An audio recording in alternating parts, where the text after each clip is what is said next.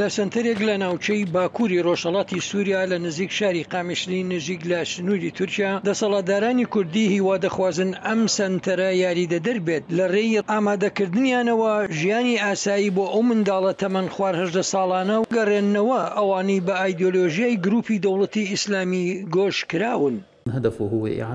ئامانجی سنتەرەکە سەرپێخستنەوە یان ڕاهێنانەوەی ئەو منداڵانن کە لە نێو سنتەرەکاندا ئەوەی بە سنتەری ئۆرکێش بۆ ئامادەکردنەوەی منداڵان دەناسرێت. ئەم پرۆژەیە لە دوو بەشی سەرەکی پێک دێت کە بەشی پژگیری دەرونی و هەروەها بەشی خوێندن و فێرکاریە. پتر لە 50 منداڵ کە تەمەنیان لە نێوان 11 بۆ 17 ساڵانەیە ژمارەیەکیان لەگەڵ باوانیان لە بریتانیا و فەڕەنسا و ئاڵمانیا یان ئەمریکاوە هاتوون.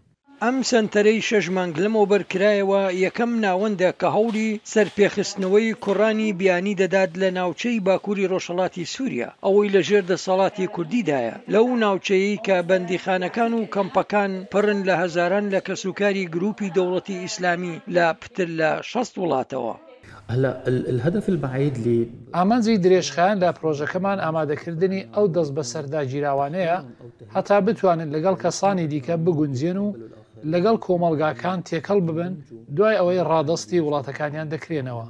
ژمارەیەک لەو کوڕانە کە وا یاری لە یەکێک لە ژوورەکاندا بۆ کات بەسەربردن دەکەن هەر کاتێک ئەو کوڕانە بوونە 18 ساڵان پێویستیان بە پرۆگرامێکی دیکەی ڕاهێنانەوە دەبێت بۆ ئەوەی وڵاتەکانیان وەریان بگرنەوە.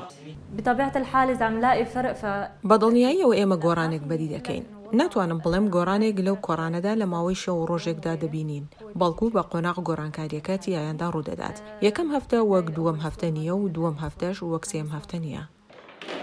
منداڵانی جیهادیەکان ئەوانەی لە سنتەرێک لە ناوچەی باکووری ڕۆژهەڵاتی سووریا وا یاری تۆپی پێ دەکەن دەسەڵاتدارانی خۆسەری کوردی هەوڵ دەدەن ئایدۆلۆژیای گروپی دەوڵەتی ئیسلامی لە مێشکیاندا نەهێڵن. جیاوازی لە نێوانیاندا هەیە. هەندێکیان کاتێک بۆ یەکەم جار دەگەنە ئێرە نازانن چۆن مامەڵەمان بە چاو لەگەڵدا بکەن بەڵام دواتر فێر دەبن. هاوکات ژمارەیەکیان تێکەڵ بە هاوڕەکانیان نەدەبوون بەڵام پاشان کەوتنە قسەکردن لەگەڵ یەکتری و ڕوانگەی خۆیان دەردەبڕی. هەر بۆیە دەڵێن بەڵێ گۆڕان تیایەندا بەدی دەکەین بەڵام بە قۆناغ. هێزەکان بە ڕابەرایەتی کوردی و پشتیوانیکردنی هاوبەندی بە ڕابەرایەتی ویلایەتە یەکگرتووەکانی ئەمریکا پێشەنگی شەڕیان دەست بە داعش لە سووریا کرد و ئەو گروپیان لە دوا قەڵاو بنکەیان لە سووریا لە ساڵی 2019 و دەرنا. نحن لا نرغب بوجود الأطفال. ئێمە نامانەوێت ئەم منداڵانە بە شێوەیەکی هەمیشەیی لە سنتەرەکاندا بمێننەوە بەڵام بەڕاستی هەوڵە دیپلۆماتیەکان سستن.